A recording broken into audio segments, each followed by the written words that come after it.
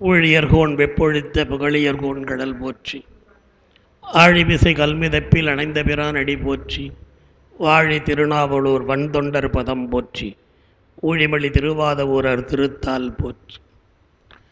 உலகெல்லாம் உணர்ந்து ஓதற்கரிய வண்ணில் அபுலாவிய நேர்மொழி வேணியன் அலையில் சோதியன் அம்பலத்தாடுவான் மலர் சிலம்படி வாழ்த்தி வணங்குவான்.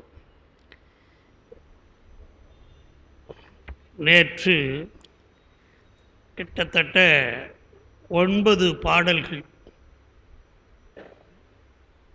10, 11 இன்றைக்கி இருக்குது. 9 பாடல்களில் கடைசியாக இருக்கிற கோட்புளிக்கும் அடியேன் அது இன்றைக்கி தொடங்கணும். கடல் சூழ்ந்த உலகெல்லாம் காக்கின்ற பெருமான் காடவர்கோன் கடல் சிங்கன் அடியார்க்கும் அடியேன், மடல் சூழ்ந்த தார் நம்பி இடங்கழிக்கு தஞ்சை மன்னவனாம் செருத்துணைதன் அடியார்க்கும் அடியேன், உடை சூழ்ந்த புலியதன் மேல் அறவாட ஆடி பொன்னடிக்கே மனம் வைத்த புகழ்த்துணைக்கு அடியேன், அடல் சூழ்ந்த வேல் நம்பி கோட்புளிக்கும் அடியேன், ஆரூரன் ஆரூரில் அம்மானுக்கு ஆளே. அதுக்கு அடுத்த பாட்டு தான் தொகையடியார்களுடைய தொகுதியான பாட்டு. அதன் பிறகு நிறைவான பாட்டு. இந்த 3 நிலையிலே கோட்புளியார் 60, நேற்று நிறுத்தினது 68 கோட்புலி நாயனார். பாடல் 9, பதிகத்தில் 10, 11 இப்பொழுது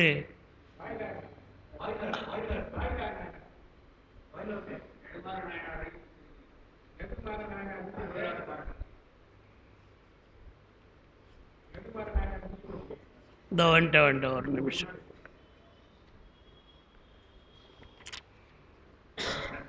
நெடுமாற நாயனார் 60ஓடு நிறுத்தணும். கரெக்ட். நெல்வேலி வென்ற நெடுமாறன். இப்போ வாயிலார் நாயனார் இப்போ நான் அடையாளம் வச்சு தப்பாக வச்சுட்ருக்கேன். வாயிலார் நாயனார் மயிலாப்பூர்.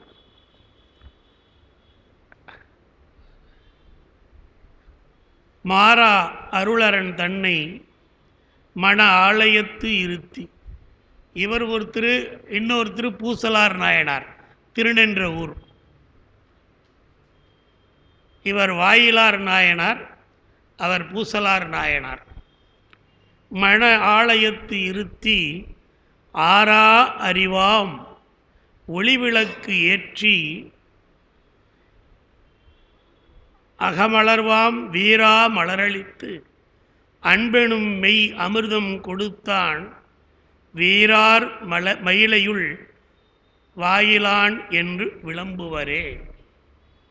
கண்ணாடி தெரியல.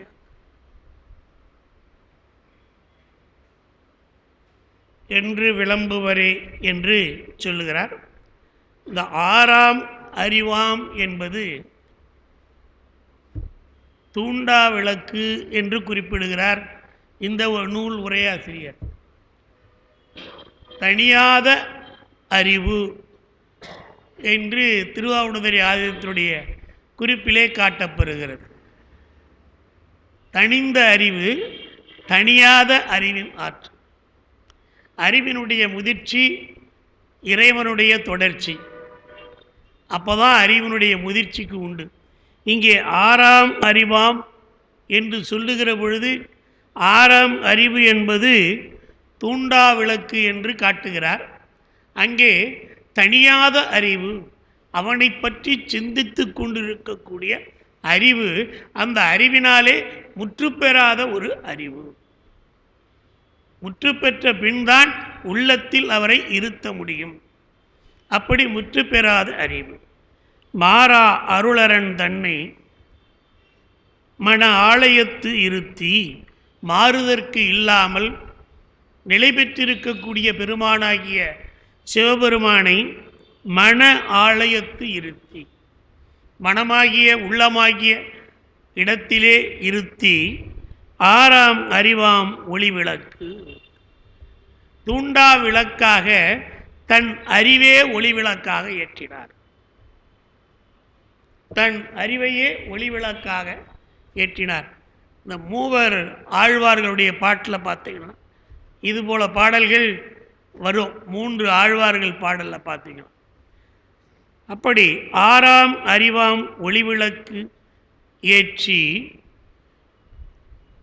அகமலர்வாம் வீரா மலரளி உள்ளமாக்கிய மனம் வீசுகின்ற மலரை அந்த இறைவனுக்கு சூட்டி, அன்பாகிய மலரை இறைவனுக்கு சூட்டி அகமலர் அன்பெனும் மெய் அமிர்தம் கொடுத்து. பிரசாதம் எது என்றால் அன்பெனும் மெய் அமிர்தம் ஆகும். அன்பெனும் மெய் அமிர்தம் கொடுத்தான் யாரு? வீரார் மகிழையுள் வாயிலான் என்று விளம்புவரே. வீறு என்றால் பெருமை என்பது பொருள். வீரார் பெருமைக்கு உரிய வாயிலார் என்று சொல்லக்கூடிய மயிலையில் வசித்த அந்த நாயனார் ஆவார். இறைவனுடைய அருள் மாறா அருள், எப்பொழுதும் மாறாது. அதனால்தான் நன்றுடையானை தீயது இலானை நரைவெல்லேர் ஒன்றுடையானைன்னு திருச்சி பதிகத்தில் பாடுவார்கள். நன்றுடையானைன்னு சொன்ன பிற்பாடு தீயது இலானைன்னு சொல்ல வேண்டியது இல்லை. ஏன் சொல்கிறாங்கன்னா எல்லளவும் தீயது கிடையாது என்பதை காட்டுவதற்காகத்தான் தீயது இல்லானை. இப்போ நம்மக்கிட்ட எடுத்துக்கிட்டா அந்த மாதிரி இருக்காது, ரெண்டும் மாறி மாறி வரும். நினைப்பு நல்லதும் வரும், அதுதான் கணியன் பூங்கன்றனால் சொல்லும்போது தீதும் நன்றும் பிறர் தர வாரா. ஒருவருக்கு தீமையும் நன்மையும் நமக்கு நாமே கொடுத்து கொள்வது. ஆனால் நன்மையாக இருந்தால் என்னால் தான் வந்தது, தீமையாக இருந்தால் பிறரால் வந்தது என்று நாம் சொல்லுவோம். அவனால் தான் வந்தது. அப்படி மாறா அருள் அரண் தன்னை மன ஆலயத்து இருத்தி ஆறா அறிவாம் ஒளிவிளக்கு ஏற்றி. தூண்டா விளக்காகிய அறிவு என்கிற ஒளிவிளக்கு ஏற்றி அகமலர்வாம் வீரா மலரளித்து மனம் வீசுகின்ற உள்ளத்தில் இருக்கக்கூடிய மலர்களை அழித்து அன்பெனும் மெய் அமிர்தம் கொடுத்தான். இறைவனுக்கு பிரசாதமாக நைவேத்தியமாக அன்பு என்கின்ற மலரை, அன்பு என்கின்ற அமிர்தத்தை கொடுத்தான். இப்போ கண்ணப்பர் கொடுத்ததும் அதுதான், அன்பு என்கின்ற அமிர்தத்தை கொடுத்தார். அதனால்தான் 6 நாளில் முக்தி பெற்றார். அதனால்தான் மணிவாசகர் பாடும்போது கண்ணப்பன் ஒப்பதோர் அன்பின்மை கண்டபின் என்னப்பன் என்னொப்பில் என்னையும் ஆட்கொண்டரு.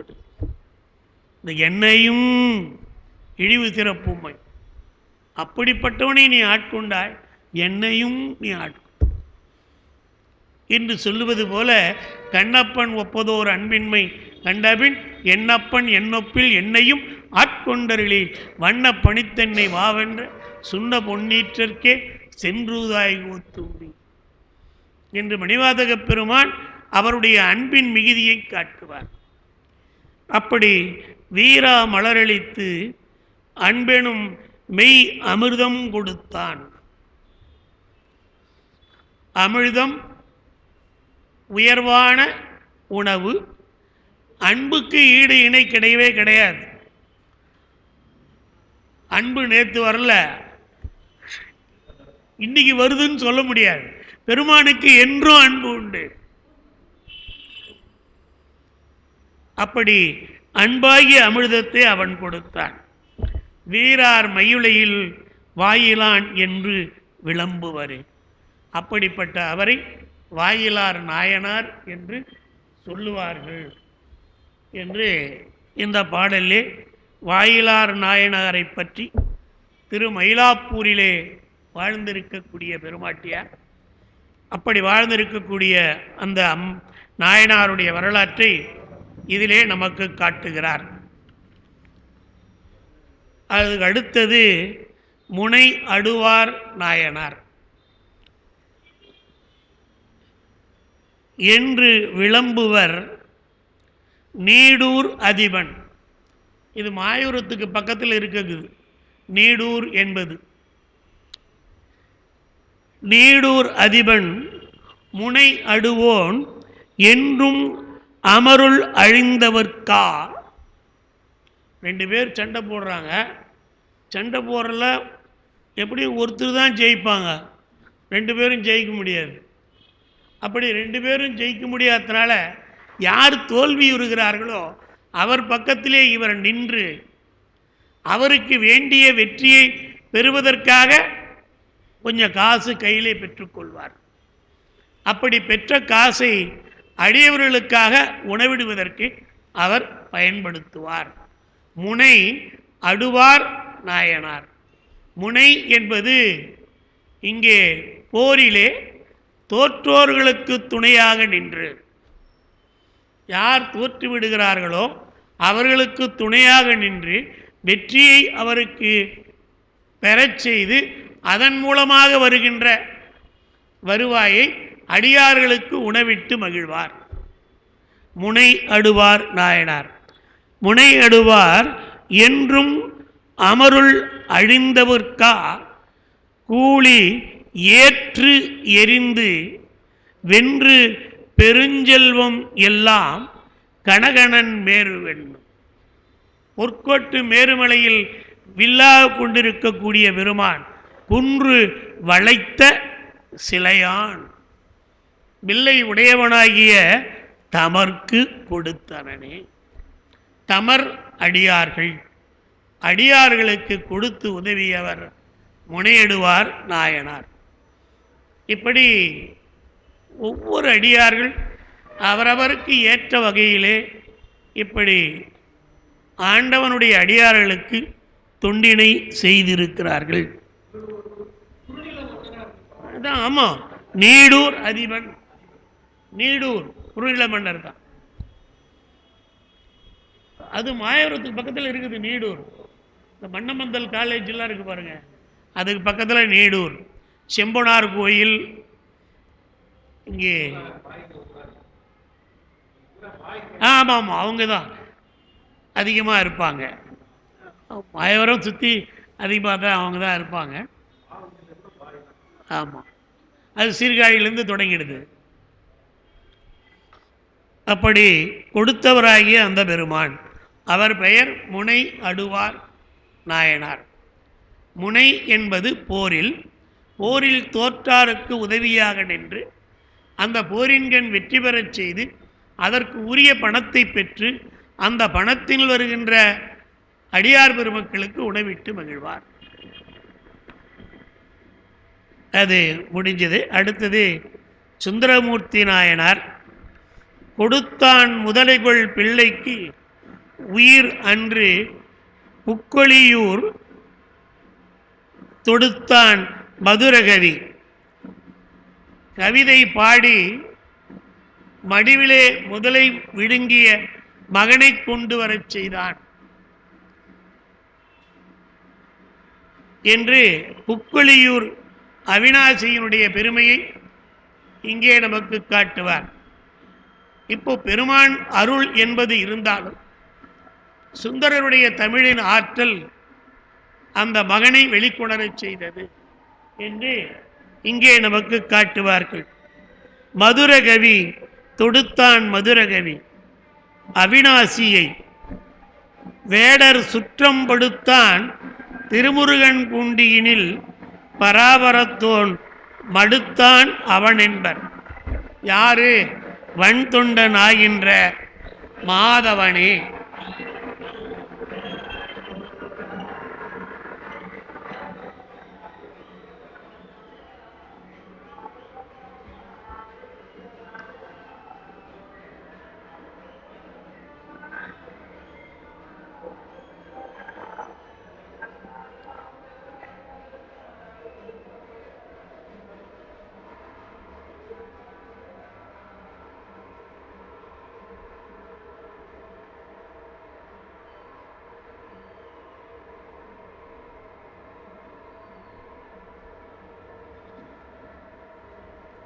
வாங்க.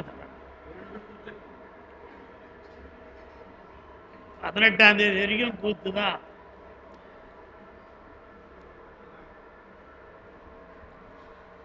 இந்த பாட்டில் நால்வர் நான்மணி மாலையில் சிவபிரகாசர் ஒரு கேள்வியை கேட்பார். திருஞான சம்பந்தர் ஒரு அற்புதம் செய்தார், திருநாவுக்கரசர் ஒரு அற்புதம் செய்தார், சுந்தரர் அற்புதம் செய்தார். இந்த மூவரில் யார் செய்த அற்புதம் மிகவும் சிறந்தது? ஒரு கேள்வியை கேட்டுட்டு அப்படியே விட்டுருவார். திருஞான சம்பந்தர் மயிலாப்பூரில் பூம்பாவையை உயிர் எழுப்பினார். அந்த பானையிலே அந்த எலும்பு எல்லாம் இருந்தது, சுடுகாட்டு சாம்பல் இருந்தது. பெருமான் திங்களூரிலே அந்த குழந்தையை பிழைக்கச் செய்தார், பாம்பு கடித்த குழந்தையை பிழைக்கச் செய்தார். நேத்தா பூதியடிகள் புராணம் பார்த்தோம். மகன் இருந்தான், அதனால பாம்பு வந்து மீண்டும் தீண்டி அந்த விஷம் நீக்கப்பட்ட பிறகு அந்த பையன் எழுந்தான். ஆனால் ஒரே வயதுடைய குழந்தைகள் இருவர் நீரிலே விளையாடுகிற பொழுது ஒரு குழந்தையை முதலை கவ்வி சென்றது, இன்னொரு குழந்தை இருக்கிறது. அங்கே உபநயன சடங்குகள் நடந்து கொண்டிருக்கின்றன. ஆனால் இந்த வீட்டில் அதை நினைந்து அழுது கொண்டிருக்கிறார்கள். இதை பார்த்த சுந்தரரிடத்தை சொல்லுகிற பொழுது செல்லுகிறார். அங்கே மடுவில் நீரும் இல்லை, முதலையும் இல்லை. ஆனால் மடுவை உருவாக்கி நீரையும் வரவழைத்து முதலையும் வரவழைத்து முதலை உண்ட பாலகனை அந்த குழந்தை வளர்ந்திருந்தால் எவ்வளவு வளர்ந்திருப்பானோ அந்த அளவுக்கு குழந்தையை கொண்டு விடுத்த காட்சி சுந்தரருடைய காட்சி. இந்த 3 அற்புதங்களிலே எது சிறந்தது என்று கேட்கிற பொழுது நமக்கெல்லாம் தெரியுது எது சிறந்ததுன்னு. ஆனால் ஒருத்தர் நாம உயர்த்தி சொல்வதற்கு இல்லை. அங்கங்க அவங்கவுங்களுக்கு எப்படி வாய்ப்பு கிடைக்கிறதோ அதை அவரவர்கள் செய்து காட்டுகிறார்கள். அது தமிழின் மேன்மை, தமிழின் அற்புதம், இறைவனுடைய பேரருள். இதைத்தான் நாம் சொல்ல வேண்டும். அப்படி இது ஒரு கேள்வியை சிவபிரகாசர் நால்வர் நான்மணி மாலையில் கேட்பார். இதுக்கு அடுத்தது இன்னொன்று, சேரமான் பெருமாள் நாயனாரிடத்திலே சுந்தரர் சென்று பொன்னும் பொருளையும் பெற்றுக்கொண்டு வருகிறார். வருகிற பொழுது அவிநாசியில இருந்து திருமுருகன் பூண்டி வருகிறார். வருகிற பொழுது இறைவன் என்ன செய்கிறான்? பூதகணங்களை வேடர்களாக ஆக்கி அனுப்பி அந்த பொன்னும் பொருளையும் கவர்ந்து கொண்டு வந்து விடுகிறான்.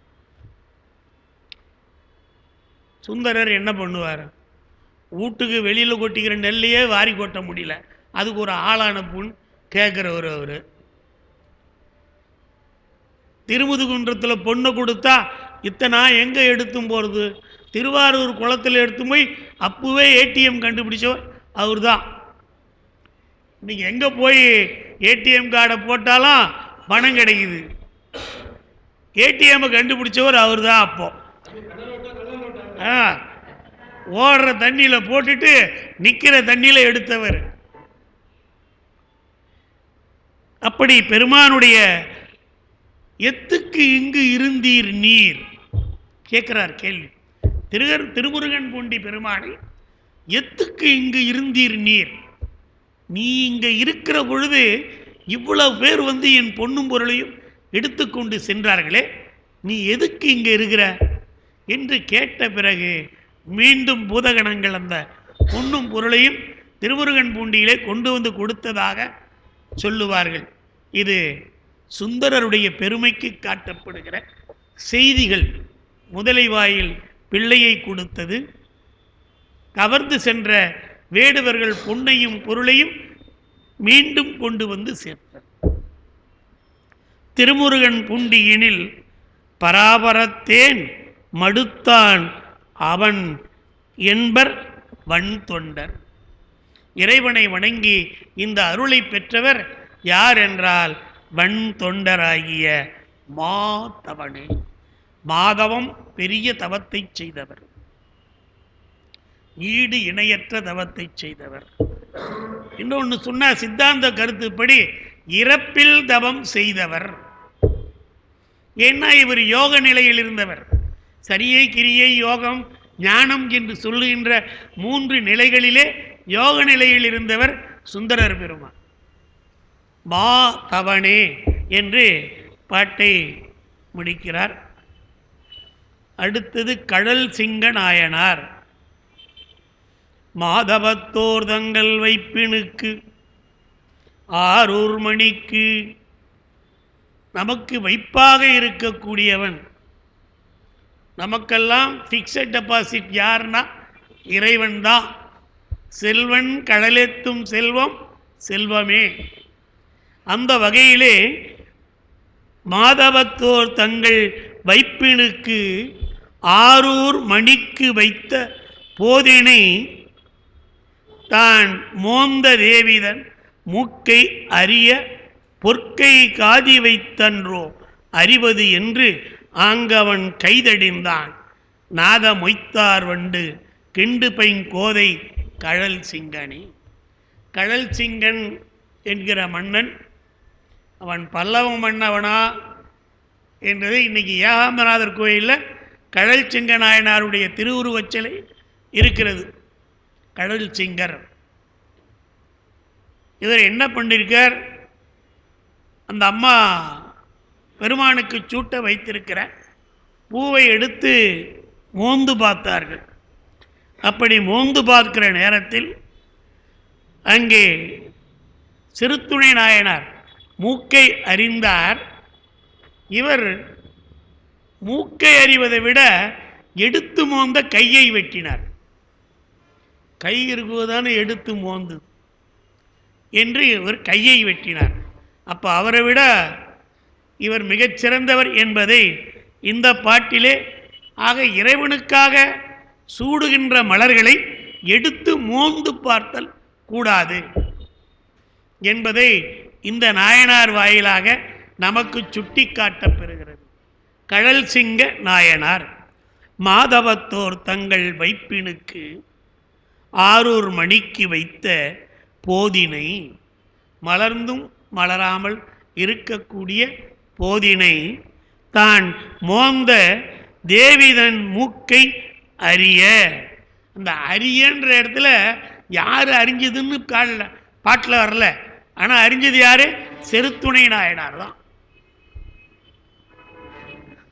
அறிய பொற்கை காதி வைத்து அன்றோ அறிவது என்று முன்னால் அந்த அழகான கையை முதலில் வெட்டியவர் கழற்சிங்க நாயனார். அறிவது என்று ஆங்கு அவன் கை தடிந்தான், கையை வெட்டினான். நாதமொய்த்தார் வண்டு கீண்டு பைங்கோதை கழற்சிங்கனே. வண்டுகள் மொய்க்கின்ற பெருமாட்டியை உடைய இவனுடைய மனைவியை குறிப்பிட்டு காட்டி கழற்சிங்கன் மன்னவனாகிய அவன் அவளுடைய தன் மனைவியினுடைய கையை வெட்டினார். ஆக இறைவனுக்கு சூட்டப்படுகிற பூவை மோந்து பார்த்தல் கூடாது என்பதை இங்கே நமக்கு காட்டுகிறார். அதுக்கு அடுத்தது இடங்கழி நாயனார். சிங்கத்து உருவனை செற்றவன், நரசிங்கமூர்த்தியாகிய திருமாலை சரப பறவையாக வந்து வீழ்த்தியவன். சிங்கத்து உருவனை செற்றவன் சிற்றம்பலம் முகடு கொங்கில் கனகம் அணிந்த பொன்னம்பலமாக மாற்றியவன். திருச்சிற்றம்பலத்தில் முன்னே இருக்கவற்றை பொன்னம்பலமாக மாற்றியவன் யாரு? அணிந்த ஆதித்தன் குலமுதலோன், சோழனுடைய குலமுதல்வோன். ஆதித்தன் என்றால் இங்கே சூரிய குலமுதல்வோன் என்று குறிப்பிடுவார்கள். திங்கட்சடையர் தமரது தமரத்தென் செல்வம் எனை பறைவோக்கு எங்கட்கு இறைவன் இருக்கும் வேளுரு மண் இடங்கழியே இப்படி சிவனடியார்களுக்கெல்லாம் உதவி செய்கின்ற ஆற்றலை பெற்றவர் இந்த இடங்கழி நாயனார். இதில் ஒரு குறிப்பு என்னன்னா, ஒருவன் வந்து அவரிடத்தில் இருந்த நெல்லை திருடுகிறான். யாருக்காக திருடுகிறான் என்றால், அடியார் பெருமக்களுக்கு உணவிடுவதற்காக திருடுகிறான். அந்த திருட்டை கண்டுபிடித்த பிறகு, அதை வெளிப்படுத்திய பிறகு மீண்டும் நெல்லை கொடுத்து அனுப்புகிறார். அடியார்களுக்கு உணவிடுவதென்றால் மீண்டும் நெல் எடுத்து செல் என்று கொடுத்து அனுப்பியவர் இந்த இடங்கழி நாயனார் என்பதை நமக்கு காட்டுகிறார். அடுத்து வருது பாருங்க, அதே செருத்துணை நாயனார். யார் மூக்க அறிஞ்சாரோ அவர். கழிநீல் கடல் நெஞ்சு அயின்றார்க்கு.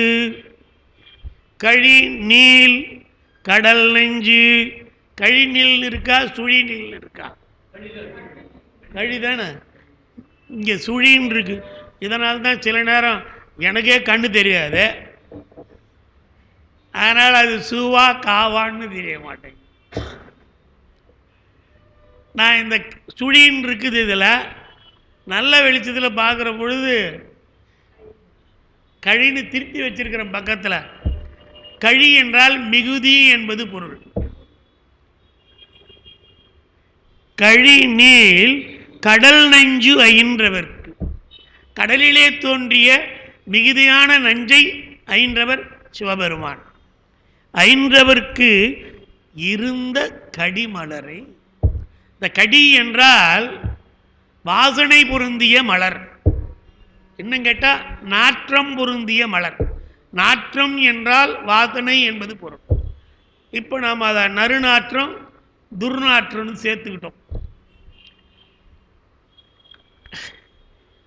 கடிமலரை மொழி நீல் புகழ் கழற்சிங்கன் தன் தேவி முன் மோந்தலுமே.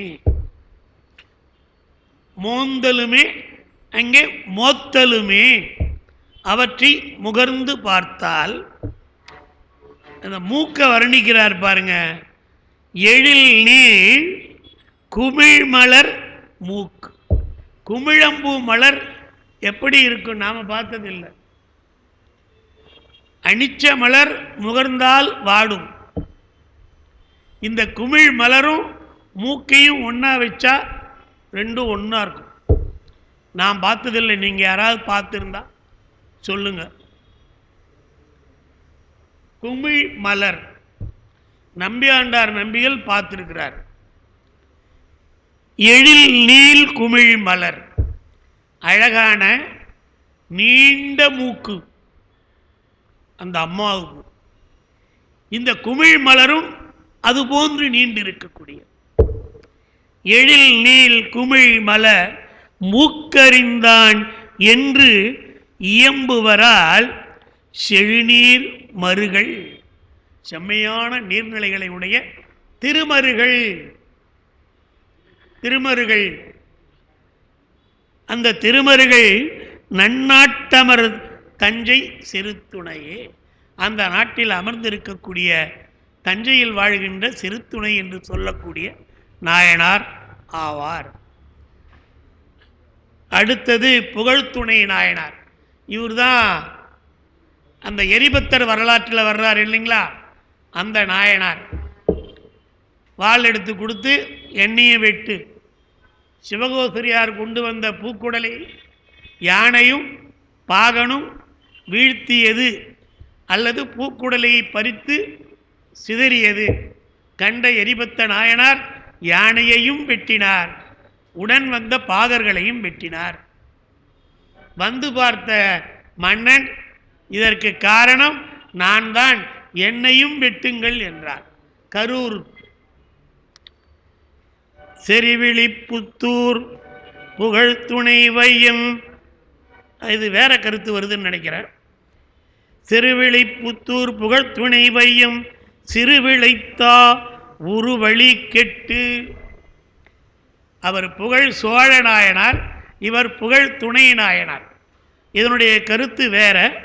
செருவிழிப்புத்தூர் புகழ் துணை வையம் சிறுவிளைத்தா.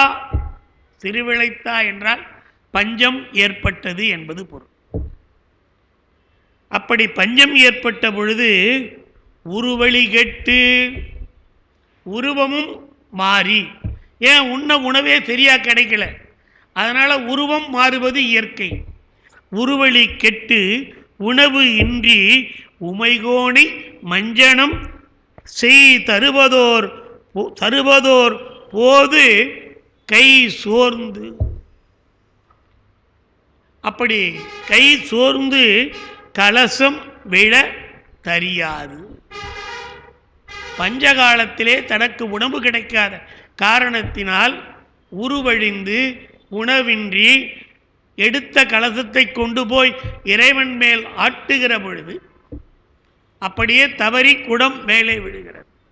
அப்படி விழுந்த பொழுது கலசம் விழ தரியாது அருவரை வில்லி. அப்படிப்பட்ட அருமையான அந்த புகழ்துணை நாயனாரை விரும்பி அருளும் நிதியது பெற்றனனே. படிக்காதாகிய ஒவ்வொரு நாளும் பெருமானுக்கு படிக்காசு தொந்து அவரை ஆட்கொண்டார். அவர் புகழ்துணை நாயனார். அதற்கு அடுத்தது கோட்புலி நாயனார். இவரும் சுந்தரருடைய அருள் பெற்றவர். பெற்றம் உயர்ந்தோன் விரையாக்களி இழைத்தோர் தமது சுற்றம் அறுக்கும் தொழில் திருநாட்டியத்தான் குடிக்கோன் குற்றம் அறுக்கும் நம் கோட்புலி நாவர் குறிசில் அருள் பெற்ற அருள் கடல் என்றுலகு ஏத்தும் பெருந்தகையே. கோட்புலி நாயன், இதில் ஒரு சொல் விரையாக்களின்னு ஒரு சொல் வருது. இந்த விரையாக்களி என்று சொன்னால் இட்ட ஆணையை ஒருவரும் மீற முடியாது, அந்த ஆணையை ஏற்று செய்தல் வேண்டும். அதுக்கு பேரு விரையாக்களி. அந்த ஆணையை இந்த நாயனார் வெளியிடுகிறார். பெற்றம் உயர்ந்தோன், பசுக்கொடியை அதாவது எருது கொடியை உயர்த்தியவன். விரையாக்களியிடத்தோர் தமது சுற்றம் அறுக்கும் தொழில், உறவினர்களை கொள்ள வேண்டும் என்பதற்காக அந்த தொழிலை செய்தவர். சுற்றம் அறுக்கும் தொழில், உறவினர்கள் இன்றி நீக்கக்கூடிய தொழிலை புரிந்தார். ஏன் புரிந்தார், எதற்காக புரிந்தார் என்பதை காணோம். இந்த ஆணையை மீறாமல் அவற்றை அவர் செய்தார். கோட்புலி நாயனார் மன்னனிட்ட ஆணையை அவர் அப்படியே செய்தார். அவ்வளவுதான் நம்ம பொருள் எடுத்துக்கொள்ள முடியும். நாட்டியத்தான் குடிக்கோன் குற்றம் அறுக்கும் நம் கோட்புலி நாவர். நாட்டியத்தான் குடியில் இருக்கக்கூடிய பெருமாள் நம் குற்றத்தை அறுக்கக்கூடிய ஆற்றல் பெற்றவர். அவரை வணங்குகின்ற அருள் பெற்ற அருக்கடல் என்று உலகு ஏத்தும் பெருந்தகையே என்று கோட்புலி நாயனாரை நம்பியாண்டார் நம்பிகள் பெருந்தகையே என்று குறிப்பிட்டு காட்டுகிறார். சுற்றத்தை தொலைத்தவர், அழித்தவர் என்பது இதனுடைய பொருளாக காட்டப்படுகிறது. இதில் வர்ற ஒரே ஒரு சொல், இந்த விரையாக்களி என்பது வந்த ஆணையை மீறாமல் செய்தல் வேண்டும். அதுக்கு பேரு விரையாக்களி என்று காட்டுகிறார்கள். அதுக்கு அடுத்தது சுந்தரமூர்த்தி நாயனார். தகுமகள் பேசினோன் வீயவே நூல் போன சங்கிலிபால் புகுமணக் காதலினால் ஒற்றியூர் உரை புண்ணியந்தன் மிகுமலர் பாதம் பணித்து அருளால் இவ்வியனுலகம் நகு வழக்கே நன்மையா உணர்ந்தான் நாவலூர் அரசே. இதை நம்பியாண்டார் நம்பிகள் சொல்லுகிறார். ஆனால் பெரிய புராணத்தில் இந்த செய்தி வருதா என்றால் வருவாறு தெரியவில்லை. இவர் சொல்லுகிறார் என்று சொன்னால் அது எப்படி உண்மை என்பது நம்மால் அறிந்து கொள்ளவும் முடியவில்லை. தகுமகள் பேசினோன் வீயவே. திலகவதியாரை மனம் பேசிய அவர் மாண்டு போன காரணத்தினால் தான் மீண்டும் மனம் ஏற்றுக்கொள்ளவில்லை. அப்படியே தம்பிக்காக வாழ்ந்தார். இங்கே சங்கிலியார் மனம் பேசியதாக தெரிகிறது. ஆனால் பெரிய புராணத்தில் அப்படி தெரிகிற மாதிரி கருத்து இருக்கிற மாதிரி தெரியல. அதுதான் இங்கே சொல்கிறார், பெண்ணு கேட்டு வராங்க. அப்படி வர்ற பொழுது அது அவங்க ஒத்துக்கலைன்னு நினைக்கிறாங்க.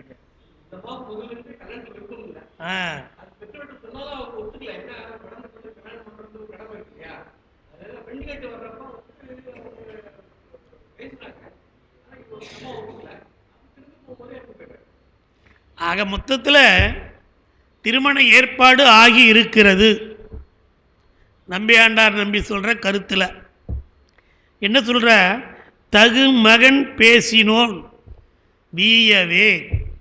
பேசிய மணவாளன் இறந்து போன காரணத்தினாலே நூல் போன தங்கிலிபால். இன்னொன்று, அந்த எண்ணம் இருந்திருக்கிறது, எண்ணம் ஈடேறவில்லை. ஈடேறாமல் இருந்த சங்கிலியாரை சுந்தரர் சென்ற பொழுது கண்டார், மனம் கொண்டார். அவ்வளவுதான் சொல்ல முடியும். இதில் இந்த நூல் போன என்றால் எண்ணம் போன என்கிற ஒரு கருத்தை நமக்கு சொல்லுகிறார்கள். அப்படி எண்ணம் போயது, ஆனால் எண்ணத்தால் அவர்களுக்கு அந்த நிறைவு ஏற்படவில்லை. இலக்கியத்தில் ஐந்திணை என்பது அன்புடை காமம், கைக்கிளை என்பது ஒருமருங்கு காமம், பெருந்திணை என்பது பொருந்தா காமம். ஐந்திணை என்பது அனைவரும் மேற்கொள்வது, கைக்கிளை என்பது ஒரு சிலர் மட்டும் மேற்கொள்வது. கைக்கிளை என்று சொன்னால் அவன் விரும்புவான், அவள் விரும்ப மாட்டாள்.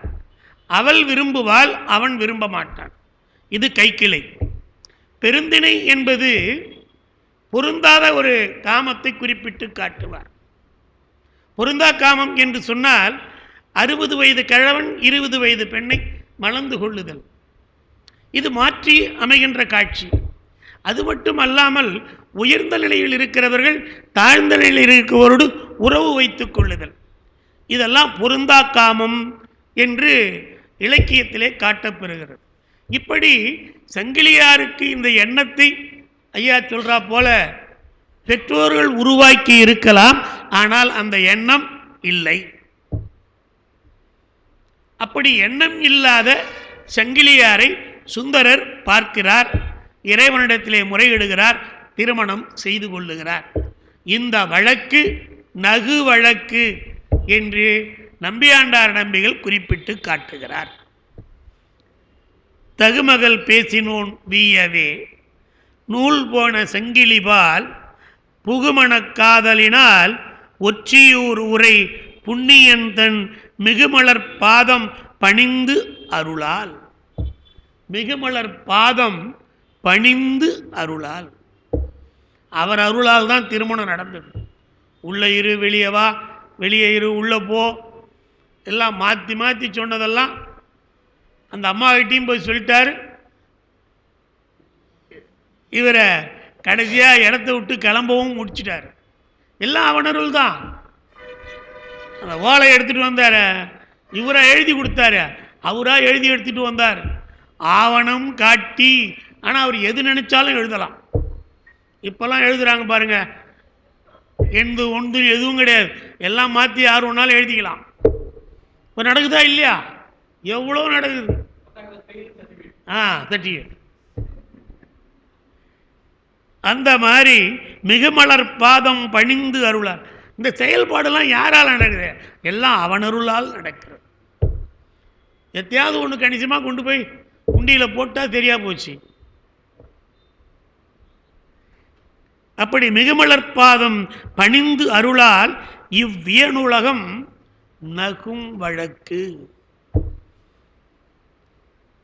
இன்னொருவருக்காக பேசி முடிக்கப்பட்ட பெண்ணை மணாளன் இறந்த பிறகு தான் மணந்து கொண்டார் என்கிற செய்தியை இந்த பாடலிலே குறிப்பிட்டு காட்டுகிறார்.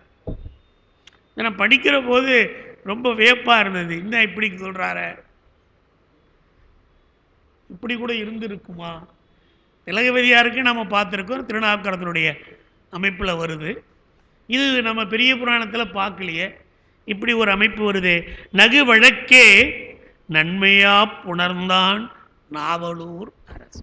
அந்த அம்மாவுக்கு நன்மை செய்தவர் நாவலூர் அரசாகிய சுந்தரர் பெருமான். ஏன்னா ரெண்டு பேரும் அதுக்கு தானே கீழே வந்திருக்கிறாங்க. பறவையாரும் தெங்கிலியாரும் எதுக்கு வந்தாங்க? அங்கே பார்த்தது இங்கே வந்தது. அப்போ வந்தது காரணம் என்ன? ரெண்டு பேரையும் இவர் திருமணம் செய்து கொள்ள வேண்டும் என்பதற்காக தான் பெருமான் கீழே அனுப்பினார். இது ரெண்டு ஒரு காரணம் அல்ல. திருத்தொண்ட தொகை தர வேண்டும், தீதிலா திருத்தொண்ட தொகை தர அனுப்பிச்சு வச்சார் கீழே. இல்லைன்னா திருத்தொண்ட தொகை கிடைச்சிருக்காது. இல்லைன்னா இந்த திருத்தொண்டர் திருவந்தாதி வந்திருக்காது. இல்லைன்னா பெரிய புராணம் சேக்கிழாரால் பாடி இருக்க முடியாது. இப்படி ஒன்னோடு ஒன்று தொடர்புடைய காரணத்தால் தீதிலா திருத்தொண்ட தொகை தர அவரை கீழே அனுப்பினார் என்று காட்டு. அது மட்டும் இல்ல, சிவபெருமானுக்கு நண்பர்கள் இருவர். ஒருவர் செல்வத்தால் சிறந்தவர், அவர்தான் குபேரன். இன்னொருவர் அறிவால் சிறந்தவர், அவர்தான் சுந்தரர். நேற்று சொன்னார் பாருங்க, பாண்டியன் தம் பிரான் தோழர். அதுக்கு தான் தோழர் ஆக்கினார். எப்பவும் அறிவால் சிறந்த ஒருத்தன் கூட இருக்கணும், பணத்தால் சிறந்தவன் ஒருத்தன் கூட இருக்கணும். அப்போதான் நம்ம காரியம் நிறைவேறும். என்ன அன்பு? ஆமாம், இல்லைன்னா நிறைவேறாது. நகுவழக்கே நன்மை யாப்புணர்ந்தான் நாவலூர் அரசே என்று பக்தராய் பணிவார்கள். யார் பக்தி உடையவர்கள்? பக்தி உடையவர்கள் எப்படி பணிவார்கள்? திருச்சதகத்தில் முதல் பாட்டை நீங்கள் நினைவுபடுத்திங்கன்னா இதுக்கு பொருத்தமாக வரும். அரசினை ஆரூர் அமரர் பிரானை. இந்த அரசினைங்கிறதுக்கு திருநாவுக்கரசர்னு உள்ள உரை எழுதுகிறார். அரசினை ஆரூர் அமரர் பிரானை, தேவர்களுக்கெல்லாம் தலைவனாக இருக்கக்கூடியவனை அடி பணிந்திட்டு அவன் திருவடியை வணங்கி உரை செய்த வாய் தடுமாறி, அவன் புகழை பாடுகிற பொழுது தடுமாறுதல் வேண்டும். இப்படிப்பட்ட பெருமானை புகழ்ந்து பாடிய பாக்களால் நாமும் பாடுகிறோமே. இந்த குழந்தைக்கு வாய் குளறி என்று சொல்லுவார். அதுபோல வாய் தடுமாறி உரோமம் புலகம் வந்து, மயிர்குச்செறிதல், அதுதான் உரோமம் புலகம் வந்து. மயிர்குச்செறிதலாகிய செயல்பாடுகள் இதெல்லாம் மெய்ப்பாடுகள். மெய்யில் படுகின்ற பாடு மெய்ப்பாடு. கரதரணாதி அவயவம் கம்பித்து, அட்டாங்க வணக்கமும் பஞ்சாங்க வணக்கமும் இருவருக்கும் உரியது. அந்த வணக்கங்களை செய்தல் வேண்டும். சுந்தரர் காமாட்சி அம்மையை வணங்கினார், இடக்கண் வேண்டும் என்று வேண்டினார். பின்னர் ஏகம்பம் சென்றார், இடக்கண் பெற்றார். பெற்றபின் பாடினார், ஆளந்தான் உகந்து அமுது செய்தார். அந்த கண் பெற்றவுடனே அடியற்ற மரம் போல் கீழே விழுந்தார். திருமுறை உரையாசிரியர்கள் முன்னுரையில் எழுதுகிற பொழுது இதை எழுதுகிறார்கள். அப்போ அடியற்ற மரம் போல் விழுந்தார் என்று சொன்னார். கண்ணில் பெறாத ஒளியை பெற்றபின் இறைவன் தந்தான் என்ற ஒரு மகிழ்ச்சியின் காரணமாக கீழே விழுந்தார். அது காற்ற ஓமை அடியற்ற மரம் போல் என்று காட்டுவார். கரதரணாதி அவயவம் கம்பித்து, கண் அருவி சொரிதரும், கண்ணில் நீர் வரணும். அழுதால் உன்னை பெறலாமே. யானே போய் என் நெஞ்சும் போய் அழுதால் உன்னை பெறலாமே தான் திருவாசகம். டிஎன்பிசியில் ஒரு கேள்வி, அழுதால் உன்னை பெறலாமே, யார் அழுதது அருள் பெற்றது? மாணிக்க வாசகர். அப்படி கண்ணறிவிதறிதரும் அங்கத்தினேன் புத்தர் அங்கத்தினோர் பக்தர் என்று தொகுத்து உவரே, அவர்கள்தான் பக்தியால் பணிவார்கள். அப்போ பக்தி உடையவர்கள் யார் யார் என்பதை இங்கே நமக்கு காட்டுகிறார். அடுத்தது பரமனையே பாடுவார். 2 மொழி, எல்லாம் அவன் தந்த மொழி, வடமொழியும் தென்தமிழும். தமிழாலையும் பாடலாம், அதுதான் பஞ்சபுராணம் பாடுறாங்க, 5 பாட்டு தான் பாடலாம், மீதிலாம் அவங்க பாட்டுக்குன்னு பாடுவாங்க. தொகுத்த வடமொழி தென்மொழி யாதொன்று தோன்றியதே, மிகுத்த இயல் இசை வல்ல வகையில் விண் தோய் நெற்றி வகுத்த மதில் தில்லை அம்பலத்தான் மலர்பாதங்கள் மேல். மலர் போன்ற திருவடிகள். இந்த மலர்னு பொதுவாக சொன்னால் அது தாமரை மலர் தான். எங்கே மலர்னு பொதுவாக சொன்னாலும் தாமரை மலரை தான் குறிக்கும். தன் மலர் பாதங்கள் மேல் உகுத்த மனத்தொடும், உகு காரைக்கால்னு நேற்று படிச்சு பாருங்க, அதுபோல செலுத்திய மனத்தோடும், திருவடி மீது செலுத்திய மனம். சிக்கன பிடித்தேன் எங்கு எழுந்து அருளுவது இனி. எதை பிடிக்கிறோம்? திருவடியை தான் பிடிக்கிறோம். சடுகுடு ஆடும்போது கூட காலை போடுறான்னு தான் சொல்லுவாங்க. ஏன்னா என்ன இப்போ எங்கே ஆடுறதுன்றீங்களா? நாம தான் இப்போ ஆடினே தான் இருக்கிறோம் எப்பவுமே. அப்படி இங்கே உகுத்த மனத்தொடும் பாடவல்லோர் என்ப உத்தமரே. விளக்கினால் பெற்றார்க்கு இன்பம்னு ஒரு பாட்டு வரும். அதில் இறைவன் மீது பாடுகின்றவர்களுக்கும் இறைவன் அருள் புரிவான். தேவாரம் திருவாசகத்தை இயன்றளவு அவன் முன் பாடுகின்றவர்க்கும் அவன் அருள் புரிவான் என்று காட்டுகிறார். இங்கே தொகுத்த வடமொழி தென்மொழி யாதொன்று, 2 மொழியாலும் பாடுகின்றவர்கள். இதில் திருநாவுக்கரசர் திருத்தாண்டகத்தில் வானவன்கான் வானவர்க்கு மேலான்கான் வடமொழியும் தென்தமிழும் ஆனான்கான் ஆணைந்தும் ஆடினான்கான் ஐயன்கான் என்று அந்த பாட்டில் வடமொழியும் தென்தழியும் அவன்தான் கொடுத்தது. ஆணைந்தும் ஆடினான்கான் ஐயன்கான் அவன் என் எண்ணத்தானே பாட்டு. அந்த திருத்தாண்டகத்தில் இவரே திருநாவுக்கரசர் பெருமானே 2 மொழியையும் சொல்றார். வானவன்கான் வானவர்க்கு மேலானான் வடமொழியும் தென்தமிழும் ஆனான்கான். 2 மொழியும் அவனாவே இருக்கிறான் என்பதை காட்டுகிறார். அப்போ பரமனை பாடுகிறவர்கள் வடமொழியாலும் பாடுவார்கள், தென்தமிழாலும் பாடுவார்கள். 2 மொழியாலும் பாடினால் அவன் புரிஞ்சுக்குவான். ஏன்னா அவன் தோற்றுவித்த மொழி தானே. அதனால் உகுத்த மனத்துடும் பாடவல்லோர் என்ப உத்தமரே, அவர்களெல்லாம் உத்தமர்கள் ஆவார்கள். சித்தத்தை சிவன்பாலே வைத்தார். உத்தமத்தானத்து அறம்பொருள் இன்பம், மூலாதாரம் என்று 5 தாமரைகள் ஆதாரங்களை சொல்லுகிறார்களே, அதில் உத்தமத்தானத்து அறம்பொருள் இன்பம் ஓடி எரிந்து, இந்த 3ஐயும் விட்டுணும். அதுக்கப்புறம் இருக்கிறது என்ன? அறம்பொருள் இன்பம் வீடு. அந்த வீடு நமக்கு இப்போ தேவை, அதுதான் மோட்சம். ஓடி எரிந்து வித்தகத்தானத்து ஒரு வழி கொண்டு விளங்கச் சென்னி மத்தம் வைத்தான். மத்தம் என்றால் ஊமத்த மலரை தன் தலையிலே சூடிக்கொண்டவன். மத்தம் ஊமத்தம். ஊமத்தம் வைத்தான் திருப்பாத கமல மலரினை, தாமரை மலர் போன்ற திருவடிகளை கீழ் சித்தம் வைத்தார் என்பர்.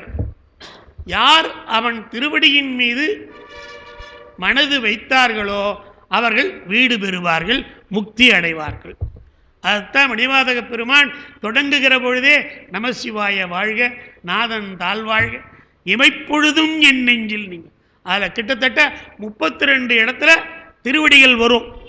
சிவபுராணத்தை பாண்டிங்கன்னா 32க்கு குறையாத வரும். ஏன்னா அவர் வயசு 32. மெய்யே உன் பொன்னடியை கண்டின்று வீடுற்றேன், அது 32வது வரி. வீடுற்றது 32வது வரி. கிட்டத்தட்ட தாள்கள் 32 தாள்கள் எண்ணி பார்த்தேன். என் எண்ணிக்கை ஏற குறைய இருக்கலாம்.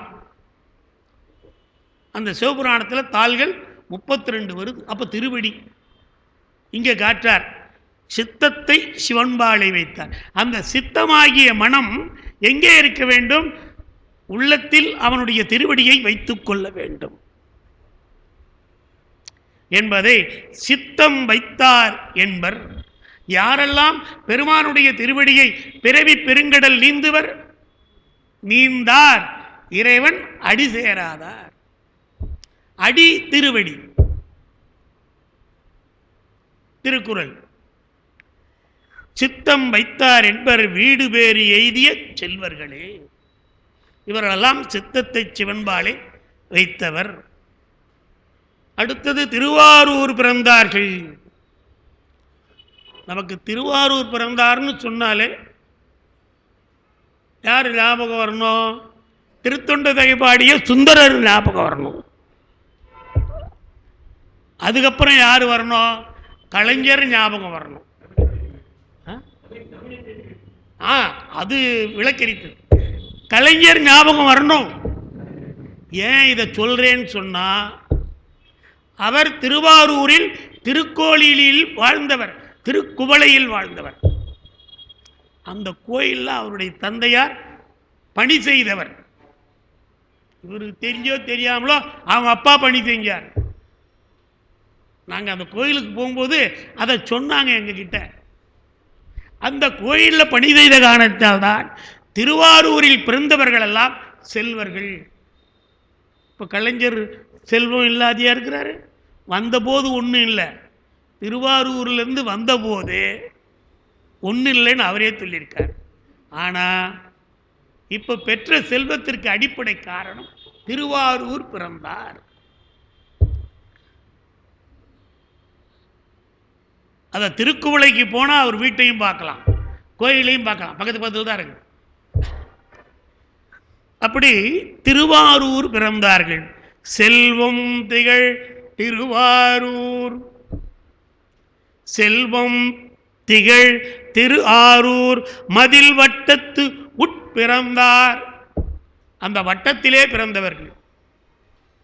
அப்படிப்பட்டவர்கள் செல்வன் சிவபெருமான். திருக்கணத்து உள்ளவரே, எல்லோரும் கணநாதர்களாக வழிபடக்கூடியவர்கள் திருவாரூர் பிறந்தார்கள். திருக்கணத்து உள்ளவரே, அதனால் திகழச் செல்வம் பெருகுதென் ஆரூர் பிறந்தவர். அங்கே திருவாரூரில் பிறந்தவர்களெல்லாம் சேவடியே செல்வ நெறியுருவார்க்கு அணித்தாய் செழும் நெறியே. அங்கு பிறந்தவர்களெல்லாம் திருவாரூர் பெருமானுடைய திருவடிகளை வணங்குகின்றவர்கள். அதுதான் நம்முடைய நினைக்கணும். வணங்காதவர்களை பற்றி நமக்கு கவலையும் கிடையாது.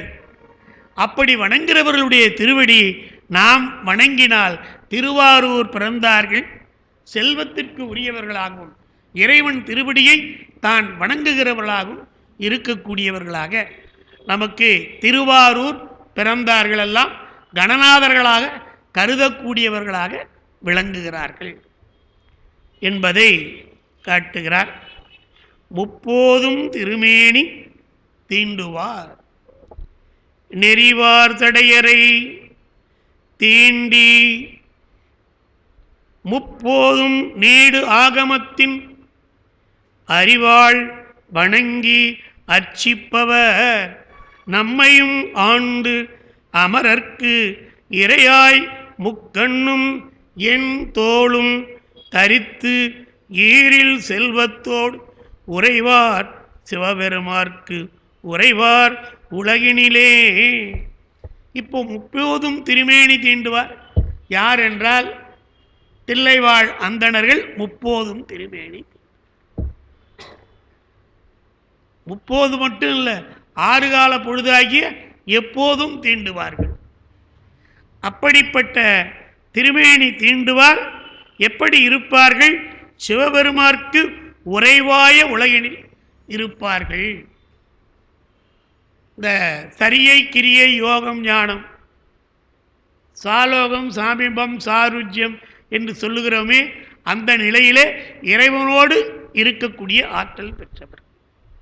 முப்போதும் திருமேனி தீண்டுவார், கடைநிலையிலே இருக்கக்கூடியவர்கள். அப்படி இங்கே உறைவார் சிவபெருமார்க்கு உறைவாய உலகினில் அவர்கள் இருப்பார்கள். அவர்கள்தான் யார் என்றால் முப்போதும் திருமேனி தீண்டுவார். நெறிவார் தடையறை தீண்டி முப்போதும் நீடாகமத்தின். தீண்டி என்பது இங்கே தொட்டு வணங்கி என்பது பொருள். ஏன்னா அந்த அபிஷேக ஆராதனைகள் செய்கிற பொழுது தொட்டுத்தான் செய்ய வேண்டும், அதைத்தான் தீண்டி என்கிறார். முப்போதும் நீடு ஆகமத்தின் அறிவால் வணங்கி அர்ச்சிப்பவர்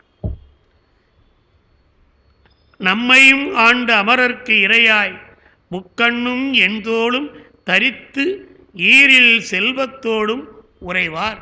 அப்படி 3 கண்களையும் என் தோள்கள் வீசி நின்றாடக்கூடிய பெருமானோடு உரைகின்ற தகுதி பெற்றவர்களாக அவர்கள் விளங்குவார்கள். முழுநீர் பூசிய முனிவர். நீரில்லா நெற்றிபாள், இன்னொன்று நெய்யில்லா உண்டிபாள், அடுத்தது நமக்கு கோயிலில்லா அதெல்லாம் கூட தான் பால். எங்கே இப்போ தான் ஆறுலேயே தண்ணி இல்லையே, தண்ணி இல்லாத ஆறே பால், எல்லாம் மணலை வாரி போட்டாங்க. இப்போ சிங்கப்பூர் மலேசியாவிலேருந்து மணல் வருது,